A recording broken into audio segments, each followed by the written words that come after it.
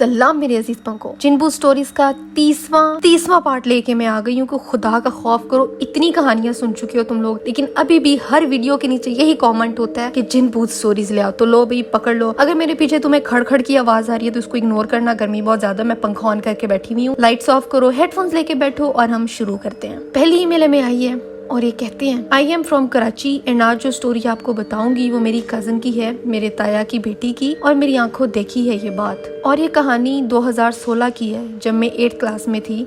हम पहले joint family में रहते थे, मेरे अब्बू और मेरे 2 ताया, लेकिन फिर अलग अलग हो गए और मेरे ताया अब्बू एक घर में रेंट पर रहने लग गए और इस दौरान वो अपने लिए घर ढूंढने लगे ताकि उसको खरीद सके। एक शाम मेरे बाबा के पास दादी की कॉल आई। हमारी दादी कुछ टाइम सब बेटों के घर रहती थी, तो उन्होंने कॉल की और बताया कि मेरी बड़ी कज़न माहा की तबीयत बहुत ज़्यादा ख़राब है। वो हमारी फर्स्ट कज़न है, हम सब में से सबसे बड़ी। 1 हफ्ता हो गया, बुखार नहीं उतरा, मेडिसिन वगैरह भी दे रहे हैं। मेरे बाबा मेडिकल फील्ड में हैं तो इसलिए वो गए, देखा, उन्हें कुछ समझ नहीं आया। फिर उन्हें पास के एक हॉस्पिटल में ले जाकर ड्रिप लगवा दी और वो सही हो गई, घर आ गई। लेकिन उस रात कोई 3 बजे उनकी तबीयत फिर से खराब हो गई और ताई अम्मी की कॉल आई। उन्होंने बताया कि वो उठकर बाथरूम गई थी और ताई उसके साथ गई थी और वो वहाँ पे गिर के बेहोश हो गई। ताई ने उसको उठाने की कोशिश की तो वो नहीं उठी, क्योंकि उसका वजन ऐसा लग रहा था कि कोई पत्थर है। वो बहुत भारी हो गई थी। बड़ी मुश्किल से ताया अब्बू और ताई अम्मी उसे घसीटते हुए कमरे में लेके आए। उसकी आंखें बंद थीं, लेकिन बाबा और अब सब ही समझ गए थे कि कोई और ही मसला है। बाबा ने एक आलिम को कॉल की जो हमारे जानने वाले हैं, पहले भी हमारी फैमिली में इस तरह के वाकयात हो चुके हैं, उन्हें सॉल्व करने के लिए वही आते हैं। हमने उन्हें बताया तो उन्होंने पढ़ाई की, लेकिन बताया कि इस बार कुछ भी नहीं है। जब मेरी कजन को उठाने की कोशिश की तो वो खुद होश में आकर सबको देखने लगी। एक दिन के लिए सब ठीक था, मगर फिर उसने पूरा दिन कुछ नहीं खाया, ना किसी से बात की। शाम में हम फिर उनके घर गए, बोला डॉक्टर के पास ले जाते हैं, लेकिन वो मुंह मोड़कर सो गई। उस रात मेरी हम उम्र कजन सारा ने मुझे और मेरी बहन को रोक लिया। अब हम 5 कजन और दादी एक रूम में सो रहे थे। रात के कोई 2 बजे होंगे, हमें नींद नहीं आ रही थी। हम बस लेटे हुए थे, बातें कर रहे थे कि मेरी एक छोटी कज़न लारेब को बाथरूम जाना था तो मैं उसके साथ गई, लेकिन वो बाथरूम से चिल्लाती हुई आई कि उसने 2 ग्रीन पत्तों जैसी आंखों को बाथरूम के ऊपर वाली खिड़की से देखा है। मैं वहाँ खड़ी थी मगर मुझे कुछ नहीं दिखाई दिया। इतने में हमें किचन में से किसी के गिरने की आवाज़ आई। इस सब शोर से घर में सब उठ गए थे। मेरी ताई भी भागते हुए आ गई कि माँ उनके पास सो रही थी, लेकिन अब वो वहाँ पे नहीं है। अब ताई ने हमें पीछे किया और किचन में वो खुद गई और वहाँ पहुँच के वो भी चिल्लाई, क्योंकि महाबाजी ज़मीन पर गिरी हुई थी और उनकी आंखें ऊपर चढ़ी हुई थी और किचन का कचरा उनके मुँह में इस तरह से था जैसे किसी ने उन्हें ज़बरदस्ती खिलाने की कोशिश की हो। मैंने जाकर देखा तो खौफ से मेरे सर में दर्द होने लगा। फ़ोन करके मेरे अब्बू और दूसरे ताया को बुलाया। उसी तरह वज़न फिर से भारी हो गया। किसी तरह दम किया, दुआएं पढ़ी तो उनका वज़न हल्का हुआ। फिर रात के कोई 2:30 या 3 बजे उसे बड़ी मुश्किल से लेकर गए एक आलिम के पास। अब्बू ने घर आकर बताया कि आलिम ने कहा है कि इस पर 4 जिन हैं, 2 पहले से हैं पुराने और 2 किसी रास्ते से चढ़े हैं। ताया ने पूछा कि पहले आपने मना कर दिया था, तो उन्होंने बताया कि कुछ जिन्नात बहुत चालाक होते हैं और वो खुद को जाहिर नहीं होने देते। फिर उन्होंने पढ़ाई की और जिन से बात करने की कोशिश की, मगर वो 4 थे और आपस में ही लड़ रहे थे। थोड़ी और पढ़ाई के बाद वो होश में आई और रोने लगी, फिर चुप हो गई और सीरियस फेस से सबको देखने लगी। बाबा ने बताया कि आलिम ने कहा कि ये मामला उनके अकेले के बस का नहीं है और उनके जानने वाले आलिम हैं, उनको बुलाना होगा। सुबह कोई 7 बजे तक वो उन्हें घर ले आए और फिर उसे हॉस्पिटल ले गए, मगर हर टेस्ट करवाया और रिपोर्ट्स भी अर्जेंट में नहीं, मगर सब टेस्ट क्लियर थे। वो घर आई, हम वहीं थे, बाबा और ताया सब आलिम जी को लेकर दूसरे आलिमों के पास बात करने गए। महाबाजी घर आ गई मगर चुप ही थी और अपने रूम में जाकर सो गई। मेरी ताई समझी वो आराम कर रही हैं, लेकिन शाम तक जब वो नहीं उठी तो मेरी अम्मी सूरह बकरा को पानी पर दम करके ले आई। अब रात हो चुकी थी, हम सब बैठ के आस पास ही थे और दुआएं सूरतें पढ़ रहे थे और मेरे सर में बहुत शदीद दर्द भी होने लगा। और फिर मेरी अम्मी ने थोड़ा सा पानी लेकर उनके मुंह खोलकर उसमें डाल दिया तो वो एकदम से जैसे उनके सीने में से खौफनाक किस्म की अलग अलग मर्दों जैसी, औरतों जैसी आवाजें आने लगी। मुझे ये वाकयात बताते हुए याद आ रहा है तो अभी भी मैं कांप रही हूँ। सूरतें पढ़ ही रहे थे मगर शदीद सर दर्द की वजह से मुझे चुप होना पड़ा और उनकी एक आंख खुली। मैं आज भी याद करती हूँ तो उनका चेहरा नजर आता है। उनकी एक आंख इतनी बड़ी हो गई थी जैसे अभी बाहर आ जाएगी और आयरिस गोल गोल घूम रहा था, दूसरी आंख बंद थी। मेरी अम्मी ने एक और चम्मच डाला उनके मुंह में तो उन्होंने चच्ची बोला, लेकिन उसके बाद उनकी जुबान उनके तालू से लग गई और ऐसा लग रहा था जैसे उनके सीने से आवाज आ रही है। चच्ची बोलने के लिए उन्होंने मुंह खोला और वो बहुत बड़ा खुल गया और तालू से जुबान ऐसे ही जुड़ी रही। वो कुछ बोलती इससे पहले उनके हाथ पांव मुड़ने लगे हमारे सामने। मैं इस वक्त भी रो रही थी, उनको तकलीफ हो रही थी, उनके हाथ पांव मुड़ रहे थे, हड्डियों के टूटने की आवाजें आ रही थी। छोटी कजन्स वहीं गिरकर बहुत रोने लगी और मैं और सहर बस किसी भी तरह अब्बू और ताया से कांटेक्ट करने की कोशिश कर रहे थे। इतने में वो आ गए 3 आलिम को लेकर। हम सबको एक कमरे में बंद कर दिया था। हम खौफजदा थे। उन्होंने पढ़ाई शुरू की। पढ़ाई के दौरान हमें चीखों की आवाजें आ रही थी, मगर महाबाजी की नहीं थी, किसी आदमी और औरत की थी। सब पढ़ाई करके सुबह के वक्त हमारे पास आए, सब पर दम किया। हमने फजर की नमाज पढ़ी और रियल बात का पता चला कि उस घर में भी कोई चीज थी जो आशिक हो गई थी। माशाल्लाह वो बहुत खूबसूरत थी, गोरी भी थी, उनके बाल भी लंबे और घने थे, काले थे। लेकिन जब वो मार्केट गई थी थर्सडे वाले दिन फ्रेंड्स के साथ वापसी में कोई मैदान में से होती हुई आई थी, तब जो चीज उनके पीछे लगी थी तो फिर दोनों चीजों ने एक साथ उनको कब्जे में लेने की कोशिश की और उसके बाद रास्ते से और भी जन्नात चढ़ गए। बस फिर उस घर को बदलने की जल्दी थी। महाबाजी उस वक्त बेहोश थी और उस वक्त उन्हें ना इस घर में रखा जा सकता था ना किसी और घर में, तो उन्हें हॉस्पिटल में एडमिट कर दिया। सब सामान पैक करने लगे, लेकिन एक दिन की बात नहीं थी है। मैं बताती चलूं कि मुझे स्लीप पैरालिसिस की बीमारी थी और उस रात मुझे उसी तरह की ग्रीन आंखों वाली चुड़ैल दिखी और मैं समझी कि स्लीप पैरालिसिस ही है। मगर जब वो मेरा गला दबाने लगी तो सांस घुटी तो मैं आयतल कुर्सी पढ़ने लगी और फिर जैसे मेरी आंख खुली मैं उठी और लाइट खोल कर रोने लगी। रात का टाइम था और मेरे साथ ही मेरी बहन आमना और कजन सहर, लारेब और दीबा सब उठ गए और मेरी गर्दन पर 4 नाखून के मोटे मोटे निशान थे। मेरी बहन दीबा को बस ख्वाब आया था, शुक्र है, और लारेब की गर्दन पर भी निशान थे। हम सब ने एक ही चीज देखी थी। हम रोने लगे और रात में ही सब हमारे घर आ गए। दूसरा दिन उस घर में गुजारना मुश्किल था, यहाँ तक कि उस सुबह मेरा स्कूल जाकर एप्लीकेशन देना ज़रूरी था। तो जब मैं तैयार हो के छत पर गई थोड़ा दिमाग को सुकून देने के लिए, फिर जब मैं नीचे उतरने लगी सीढ़ियों से, मुझे लगा कि मेरे दोनों पाँव पकड़ कर किसी ने खींचे हैं। मैं भागती हुई नीचे अम्मी के पास आई और देखा तो 2 पानी जैसे हाथ मेरी टांगों पे छपे हुए थे। अम्मी भी डर गई थी कि कहीं ये चीजें हमारे घर तक ना आ गई हों।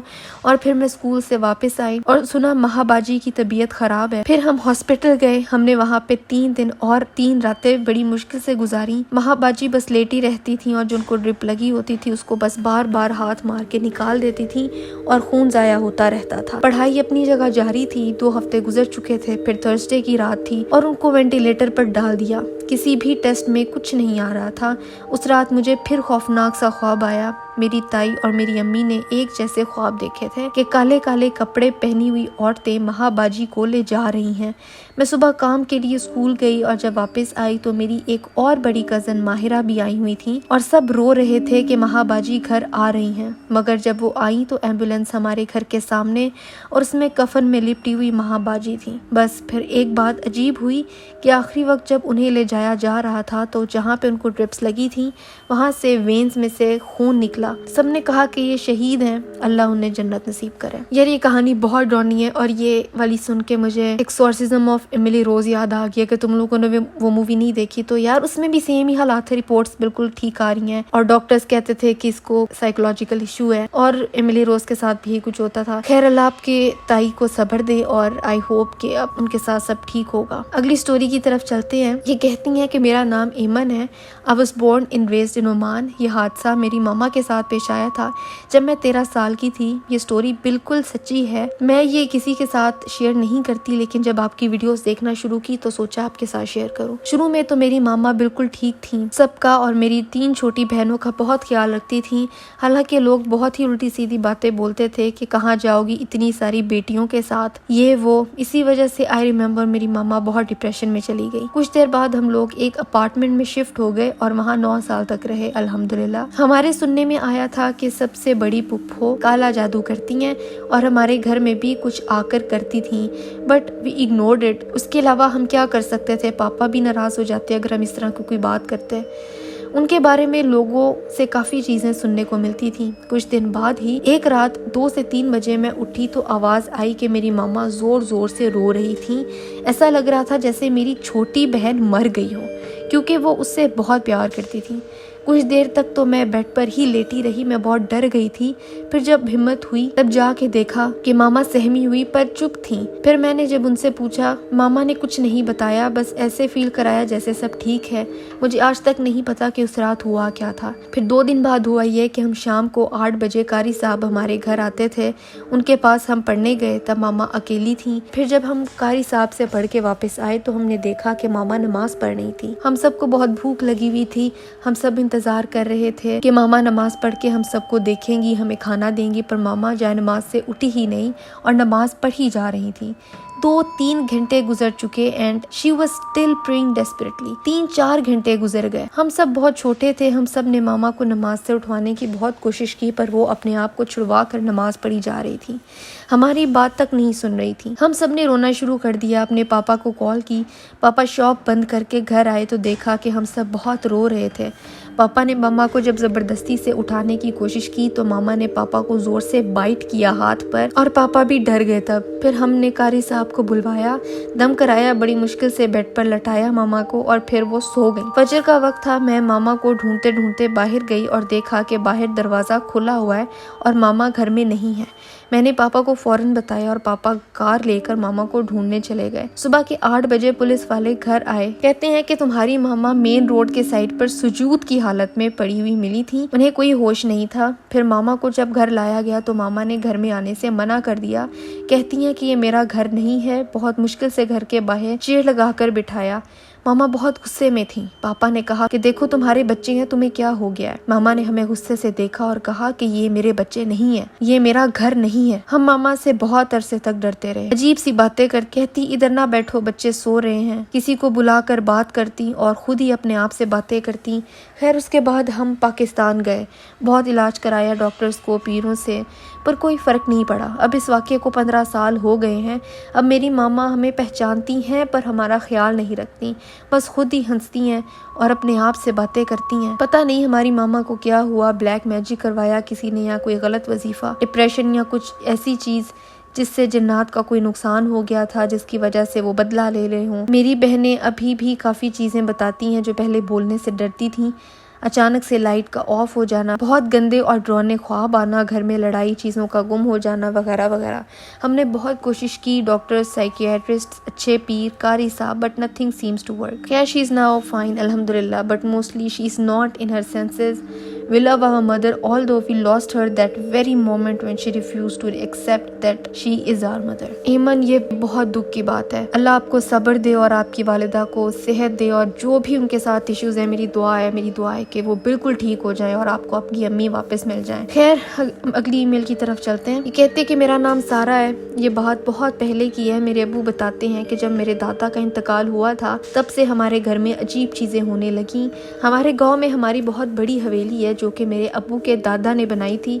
मेरे दादा जो कि ज़मींदार थे तो हवेली की साइड पे भैंसों का तबेला हुआ करता था। तो उसमें बहुत अजीब चीज़ें होने लगी। जिसमें रूम में मेरे अब्बू सोते थे उसमें ऐसे लगना जैसे कोई अपने साथ बेड पर सो रहा है, या ऐसा लगना जैसे बेड हवा में है और वो उड़ रहा है, और किचन की साइड पर ऐसे लगना जैसे कोई भैंस जंजीर के साथ घूम रही है और उसकी जंजीर नीचे घिस रही हो, और चीज़ों का गुम हो जाना, अंधेरे में लोगों की परछाइयाँ दिखना, ये सब कुछ चलता रहा। और मेरे अम्मी और मेरे अब्बू की शादी हुई। उन दिनों में मेरी पुप्पो की तबीयत ख़राब थी तो मेरी दादी मेरी चची और चचू के साथ कराची गए। तो हवेली में सिर्फ मेरे अम्मी अब्बू थे। तो मेरी अम्मी बताती हैं कि रूम के बाहर से आवाज़ें आने लगी मेरी दादी की, जो कि उस वक्त कराची में थी, कि बेटा दरवाज़ा खोलो, बेटा खोलो, देखो मैं तुम्हारी अम्मी हूँ, दरवाज़ा खोलो। मेरी अम्मी को मुझसे पहले भी औलादें हुई थीं। जैसे मेरे बड़े भाई पैदा होते थे, रात में मेरी अम्मी को ख्वाब आता था कि 2 परिंदे हैं जो कि आसमान पर उड़ रहे होते हैं और वो मेरे भाई बहनों को उठाकर ले जाते हैं। और हर अगली सुबह को मेरी अम्मी उठती तो मेरे बहन भाई की डेथ हो चुकी होती थी। 6 साल तक ये सब कुछ चलता रहा और उसके बाद मैं पैदा हुई। जब मैं पैदा हुई तो अम्मी बताती हैं कि अचानक से मेरे कपड़ों पर खून के निशान आ जाते थे, या मेरे लिए वो जो दूध गर्म करती थी तो वो खून की तरह लाल हो जाता था। उसके बाद हमने वो हवेली छोड़ दी, तो जब तक मैं 14 साल की नहीं हुई तब तक हम इस्लामाबाद में रहे। उसके बाद जब हम हवेली वापस गए तो उसका एक और रूम था जो कि छत पर सिर्फ अकेला रूम था, तो वहाँ कोई नहीं जाता था। हमारी हवेली में एक शाम कोई भी नहीं था। मेरे अम्मी अबू किसी काम से बाहर गए हुए थे, सिर्फ मैं थी और मेड थी। रात के 2 बज चुके थे और मुझे नींद नहीं आ रही थी, तो मैंने उस मेड से छत वाले रूम की चाबी चुरा ली और मैं रात को 2 बजे उस रूम में गई। वहाँ मुझे एक रिंग मिली। उस अंगूठी के नीचे वाला हिस्सा जो था वो ग्रीन और ब्राउन था, जैसे वो लकड़ी से बनाया गया हो, और उसके ऊपर की रिंग पर एक बड़ा सा लाल रंग का हीरा था। और अजीब बात यह है कि वो मेरी उंगली में ऐसे फिट आ गई जैसे कि ये बनी ही मेरे लिए हो। तब से मुझे महसूस होता था जैसे मेरे साथ कोई है, क्योंकि मेरा कोई फ्रेंड नहीं होता था और अक्सर मैं उस रिंग से बातें करती थी। और अजीब बात ये थी कि मुझे ऐसा फील होता था जैसे कोई मुझे सुन रहा है। और कुछ हफ्तों बाद मुझे एक परछाई दिखी जो कि एक छोटा बच्चा, एक लड़का था जो बिल्कुल ब्लैक था और उसकी आंखें रेड और वाइट थीं। वो मेरे साथ खेलता था और वो मेरा फ्रेंड बन गया था। और फिर मेरी अम्मी बताती हैं कि मैं अजीब सी हो गई थी, जो कि अलग जुबान में बातें करती थी, अजीब हरकतें करती थी। फिर मेरी अम्मी अबू ने एक पीर को बुलाया, जिसने मुझे देखा और बोला कि ये अंगूठी इसको किसने दी है, ये तो दूसरी दुनिया की अंगूठी है, इससे जिन्नात पीछे आते हैं। उन्होंने बहुत कोशिश की कि उस अंगूठी को निकाल दे, लेकिन वो नहीं निकल रही थी। उन्होंने एक तावीज़ मुझे पहनाया और मैं सो गई। रात को कोई 12 बजे थे। अम्मी बताती हैं कि मैं चीखने लगी दर्द से, और उसके बाद मेरी अम्मी ने मुझ पर दम किया और मुझे ऐसा लग रहा था जैसे वो अंगूठी मेरी उंगली से निकल रही हो, और वो भी कोई बहुत जोर जोर से उसको खींच रहा हो। सुबह को वो अंगूठी नहीं मिली कहीं पर भी, जैसे किसी ने वो अंगूठी गायब ही कर दी हो। जब मैं 17 साल की हुई तब मुझसे स्कूल में वो तावीज़ गुम हो गया, और तब से मुझे ऐसा फील होता था जैसे कोई मेरे साथ है और जैसे कोई मुझे गर्दन और बाजू पर टच करता है। फिर से मैं अजीब सी होने लगी। मेरे अम्मी अबू ने सदका दिया, दम दुरूद करवाया, और अब ऐसा नहीं लगता कि कोई मेरे साथ है। यार ये हवेलियाँ जो होती है ना, यूजुअली हॉन्टेड ही होती हैं। हवेलियाँ खरीदता कौन है भाई, किसके पास है इतना पैसा? पर चलो, आई होप आप अब सही हैं और दोबारा से आपको ऐसा कुछ फील ना हो रहा हो। अगली स्टोरी की तरफ चलते हैं। ये कहते हैं कि मेरा नाम अली जैन है, मैं बुरे वाला में रहता हूँ। हम शुरू से ही जॉइंट फैमिली सिस्टम में एक पुराने से मकान में रहते थे, इसलिए घर बदलने की जल्दी थी। एक दिन बाबा हमें एक घर दिखाने के लिए ले गए। हमारी फैमिली सिर्फ 5 लोगों की थी और हमारी ज़रूरत के हिसाब से वो घर काफ़ी बड़ा था और उसमें गार्डन भी था, 3 कमरे थे और सबके साथ अटैच्ड बाथरूम भी थे। लेकिन एक बाथरूम ऐसा था जिसमें से बहुत बुरी स्मेल आती थी। शुरू में तो हमने ये सब कुछ हमें नॉर्मल लगा कि अगर वॉशरूम बहुत अरसे से यूज़ नहीं हो रहा तो उसमें स्मेल आना कोई बड़ी बात नहीं है, लेकिन आगे क्या होना था ये हमारे ज़हनो गुमान में भी नहीं था। हैरानी की बात ये थी कि वो घर अपनी बनावट के हिसाब से हमें बहुत ज़्यादा सस्ती कीमत पर पड़ गया था और हम भी पुराने घर से निकलना चाहते थे। वजह थी कि हमने वो घर खरीदने में कोई देर नहीं की। खैर हम वहाँ शिफ्ट हुए, बहुत खुश थे हम। शुरू में तो हम निचले वाले पोर्शन में रहते थे और ऊपर वाला पोर्शन यूज़ नहीं करते थे, मगर एक हफ्ते के बाद मेरे 9th के एग्ज़ाम्स थे तो मैंने वही रूम जिसमें बुरी स्मेल वाला वॉशरूम था उसको मैंने साफ़ करवा दिया। हैरत की बात थी कि उस वॉशरूम में जितना भी साफ़ कर लो उसकी स्मेल ही नहीं जाती थी। क्योंकि मेरे सर पे एग्ज़ाम्स का बर्डन था तो मैंने ऐसे वैसे ख्याल अपने दिमाग से निकाल दिए, जबकि मेरा जन्नात पर पूरा यकीन है। अभी हमें घर खरीदे 4 या 5 दिन हुए होंगे। मामा ने मेरा सारा सामान उस रूम में शिफ्ट करवा दिया क्योंकि तब गर्मियों का मौसम था और उस रूम में एक फ़ैन के अलावा कुछ भी नहीं था। लेकिन मेरी मजबूरी थी क्योंकि मुझे सबक सिर्फ तन्हाई में याद होता था। एक दिन दोपहर के वक्त मुझे काफ़ी गर्मी लग रही थी तो मैंने सोचा कि इसी वॉशरूम में नहा लो। मैंने अपने कपड़े लिए और नहाने चला गया। उस वॉशरूम की विंडो से हमारे घर का पिछला हिस्सा और पूरी कॉलोनी का व्यू नजर आता था। नहाते हुए मैंने विंडो के करीब गया तो देखकर हैरान रह गया कि मेरी अम्मी अबू आपस में फिजिकली लड़ रहे हैं। मेरे लिए बहुत शॉकिंग था क्योंकि आज से पहले ऐसा कभी नहीं हुआ था। मैंने अपने कपड़े पहने और बहुत तेजी से नीचे गया तो देखकर मेरे पैरों के नीचे से जमीन ही निकल गई कि बाबा और मामा तो टीवी लाउंज में बैठे चाय पी रहे थे। मेरी आंखों के आगे अंधेरा आने लगा और मैं बेहोश हो गया। रात को होश आया तो बहुत 103 बुखार था। घर वालों ने पूछा कि क्या हुआ है तो मैंने कहा कि गर्मी से उठकर एकदम नहाने गया तो गर्म सर्द हो गया। और ये मेरी सबसे बड़ी बेवकूफ़ी थी, लेकिन मैं अपनी फैमिली को परेशान नहीं करना चाहता था क्योंकि मैं थोड़ा ठीक था। इतना सब कुछ जानने के बाद भी मैं उसी कमरे में पढ़ता था। मुझे याद है कि एक दिन रात के 2 बजे मैं केमिस्ट्री की तैयारी कर रहा था। मुझे पढ़ाई के दौरान प्यास लगी तो टेबल से पानी का जग उठाने गया तो ये देखकर मैं फ्रीज हो गया। मैंने देखा कि वॉशरूम में कोई बिल्कुल स्याह साया खड़ा है। मैंने गौर से देखा तो कोई बोना था जिसकी बिल्कुल सफेद आंखें थी और वो मुझे घूर रहा था। उसके चेहरे पर आंखों के अलावा कुछ भी नहीं था। मैं बहुत मजबूत दिल का था और मैंने ये सुना था कि अगर इन चीजों से आप डर गए तो ये कभी आपका पीछा नहीं छोड़ेंगी। मैं मुस्तकिल खड़ा रहा और उसको मुसलसल घूरता रहा। मैंने उसे ये शो करवाया कि मैं उससे नहीं डरता, लेकिन अंदर से मैं डर रहा था और जो हालत मेरी थी वो मैं ही जानता था, क्योंकि मुझे आयतल कुर्सी भी नहीं आती थी। मेरे पैर कांप रहे थे मगर मेरी हिम्मत थी कि मैं अपने हलक से आवाज निकाली है, मैं तुमसे नहीं डरता और मैं यहीं पर रहूंगा। इतने में वो चीज मेरी तरफ बढ़ने लगी और मैं बेहोश हो गया। मुझे अगली शाम होश आया और तब तक मेरा पेपर भी मिस हो गया था। बाबा ने मुझे बताया कि वो मुझे फजर की नमाज के लिए लेने के लिए आए तो मुझे ज़मीन पर गिरा हुआ पाया। मैंने अब अपनी फैमिली को सब कुछ बता दिया था। बाबा ने मोहल्ले से पता करवाया तो पता चला कि मोहल्ले वालों को भी उस वॉशरूम की विंडो में कोई खड़ा हुआ नजर आता था, जबकि तब घर किसी ने भी नहीं खरीदा था और वो खाली होता था।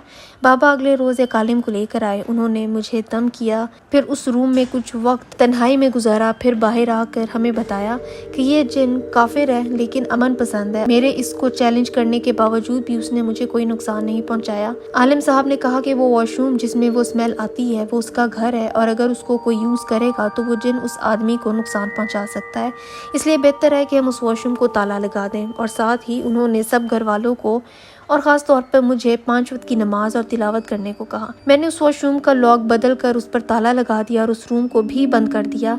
और अब अल्लाह के करम से सब ठीक है। कुछ इश्यूज की वजह से हम वो घर नहीं तब्दील कर रहे। आज भी कोई भी उस रूम में बहुत कम ही जाता है और उस चीज की शक्ल घर के पिछले हिस्से से नजर आती है। अगेन यार, सस्ती कीमत पे मिलने वाले घर मत खरीदा करो। क्या हो गया यार, इतनी हॉरर मूवीज देखते के भी हमें समझ नहीं आई। पर खैर, आई होप कि अब सब कुछ ठीक है। और एक और बात, अभी तक जितनी भी ईमेल्स मैंने पढ़ी है ये बहुत बुरे तरीके से लिखी हुई थी। इनमें ना कोई फुल स्टॉप होता है, ना कॉमा होता है, ना पैराग्राफिंग होती है। समझ ही नहीं आती सेंटेंस कहाँ से शुरू होके कहाँ पे खत्म हो रहा है। तो यार अल्लाह का वास्ता है कुछ अच्छे से लिख लिया करो, पढ़ने में बहुत मसला होता है वरना। पर खैर, अगली स्टोरी की तरफ चलते हैं, लास्ट स्टोरी की तरफ चलते हैं कि मैं अभी किस साल की हूँ। और ये सब हमारे साथ तब हुआ जब मैं 10 साल की थी। हम 3 बहनें और 4 भाई हैं। सब नॉर्मल लाइफ गुजार रहे थे। फिर ऐसा हुआ कि मेरी बड़ी बहन, जो कि बहुत खूबसूरत है, लंबे बाल, गोरा रंग था, वो अक्सर बीमार रहने लग गई। लाइक बुखार, ब्लड की वॉमिटिंग और चेहरे पे पिंपल्स भर गए। आहिस्ता आहिस्ता दिन ब दिन कमजोर और कमजोर रहने लगी। और फिर सब परेशान हो गए कि अचानक उसको हुआ क्या है। हर हॉस्पिटल, हर जगह से इलाज करवाया लेकिन कोई फर्क नहीं पड़ा। सबने कहना शुरू कर दिया कि उसको किसी आमिल को दिखाओ, लेकिन मेरी मामा डरती थी कि आमिल वगैरह हमें पता नहीं कहाँ जाना पड़े। फिर एक दिन हमें खाला जो के जिद करके उसको किसी इमाम के पास ले गई। बस फिर तो जैसे मुसीबत ही टूट गई हम पर। खाला उसको लेकर गई और सर दर्द के दम के लिए आगे जब इमाम साहब ने उसको देखा तो कुछ आयात पढ़ी तो बस मेरी बहन की आंखें एकदम से लाल हो गई, जैसे खून उतर आया हो। जोर जोर से चीखने लगी और गुस्से से पागल हो गई। ऐसे ही कुछ देर जोर जोर से रोने के बाद वो बेहोश हो गई और खाला पूरी तरह डर गई। इमाम साहब ने बताया कि आपकी बच्ची पर एक बदरूह है जो कि खुद कभी इंसान हुआ करता था, लेकिन एक दिन शराब के नशे में एक गाड़ी के नीचे आकर उसकी डेथ हो गई और वो गाड़ी आधी उसके चेहरे पर चढ़ गई थी और वो मर गया था। जहाँ उसकी डेथ हुई थी मेरी बहन उस रास्ते से गुजर रही थी तो उस पर वो आशिक हो गया। इमाम साहब ने बताया कि वो जिसके पीछे पीछे मरा था उसका चेहरा आपकी बच्ची के चेहरे से बहुत मिलता जुलता है। तो अब ये रूह उसको नहीं छोड़ेगी जो कि उसके साथ 2 साल से है और खामोशी से उसको ख़त्म कर रही है। ये सब सुनना था कि हमारे घर में सब रोने शुरू हो गए। लेकिन बात यहाँ ख़त्म नहीं होती। पहले जो कुछ था हमें नहीं पता था, लेकिन जैसे ही सब पर उसका राज खुल गया तो हमारे घर में बहुत सारे पैरानॉर्मल एक्टिविटीज़ होना शुरू हो गई। जैसे कि सामान का गायब होना, सारे घर में ढूंढने के बाद उस जगह से मिलना जहाँ 100 बार चेक किया हो, और जैसे अलमारी के सब बर्तनों का आपस में लगना जैसे जलजला आ रहा हो। कभी लाइट्स का ऑफ ऑन होना, दरवाज़ा खुल के ज़ोर से बंद होना, बर्तन ज़ोर ज़ोर से गिरना वगैरह। घर में सुकून तो जैसे ख़त्म ही हो गया था। अम्मी अबू ज़रा ज़रा सी बातों में आपस में बहस शुरू कर देते थे जो कि यूजुअली वो कभी नहीं करते थे। अब 2 महीने यही सब कुछ रहा। उसके बाद वो चीज़ मेरी बहन में हाजिर होना शुरू हो गई। मेरी बहन की सांसें फूल जाती थी, ज़ोर ज़ोर से वो सांस लेती थी और इतनी ज़ोर से ज़मीन पर गिरती थी जैसे किसी ने उसको उठा के फेंक दिया हो। बस उसकी आंखें ऐसे जैसे खून उतरा हुआ हो और वो अपना सर घुमाती थी जोर जोर से। उसके लंबे लंबे बाल थे और ये सब करके कभी कभी खुद को मारना, कभी दांत काटना कि खून निकल आए। उफ खुदा, मैं आपको बता नहीं सकती हमने कैसे कैसे दिन देखे हैं। ये सब अपनी आंखों से देखना। उसका चेहरा इतना ज्यादा खराब हो चुका था, अल्लाह माफ करे, देखा भी नहीं जाता था दानों की वजह से। उसके मुंह पे इतने ज्यादा दाने थे, हमें देख कर डर लगता था। इतनी अजीब किस्म से मोटे मोटे थे, पूरे चेहरे पर फैले हुए थे। ऐसा लगता था जैसे कि उसका भी आधा चेहरा जला हुआ हो। वो चीज शुरू में दिन में एक बार आती थी मेरी बहन में, ऐसे जैसे कि मैंने आपको बताया जलजले की तरह, जब चीजें कांपती थी, बर्तन आपस में लगते थे और साथ ही हमारी बहन की सांस फूलती थी और वो हाजिर होता था और मेरी बहन की आवाज ही बदल जाती थी। ये सिलसिला चलता रहा। वो मेरी बहन में ज्यादा से ज्यादा वक्त रहता था। हमने लाहौर की कोई मस्जिद, कोई पीर आलिम नहीं छोड़ा जिसने जिसका बताया ना हो। कुछ नहीं देखा, बस चल पड़े। मेरी मामा और बाबा इतनी इतनी दूर जाते थे, दम करवाते थे, लेकिन कोई असर नहीं होता था। हमारे घर एक आमिल को लाया गया। उसने मेरी बहन पर कुछ पढ़ा और फूंका और वो हाजिर हुआ। अब उस आमिल ने खामोशी से मेरी बहन की तरफ देखा और वो जोर जोर से हंसने लगी, मजाक उड़ा रही हो जैसे, और एक बहुत भारी सी आवाज में उसने कहा कि तू करेगा मेरा इलाज, और हंसना शुरू हो गई जोर जोर से। ये कहने की देर थी कि खुदा जाने आमिल को क्या हुआ, वो उधर ही बेहोश हो गई। उनको आधे घंटे बाद होश आई और आप यकीन करें उनकी आंखें खुलते साथ ही वो आमिल अपनी जूतियां छोड़ के भाग गए, यानी कि एक पल नहीं लगाया, सीधा भाग गए। अल्लाह जाने उनको क्या हुआ। ऐसे ही 4 से 5 बार लोग आए घर, लेकिन सब भाग गए। वो कहते थे कि ये है तो रूह लेकिन बहुत ताकतवर है, हम नहीं उलझ सकते इससे। हालात बहुत खराब हो गए। अब वो चीज नजर आने लगी थी, या तो वो मेरी बहन में होती थी या फिर बाहर, यानी मतलब उसके आसपास ही। अक्सर घर वालों ने देखा कि एक साया जो कि बिल्कुल स्याह रंग का, लंबा और घुंघराले बालों वाला होता था, लेकिन उसका चेहरा जला हुआ होता था। मेरी सबसे बड़ी बहन ने 2 बार देखा। वो चीज कहती थी कि मैं इसको मार दूंगा, ये मेरी है, बस मैं एक बार इसको दुनिया में खो चुका हूँ, अब दोबारा नहीं खोऊंगा। यही कहता था जब भी आपी में हाजिर होता था।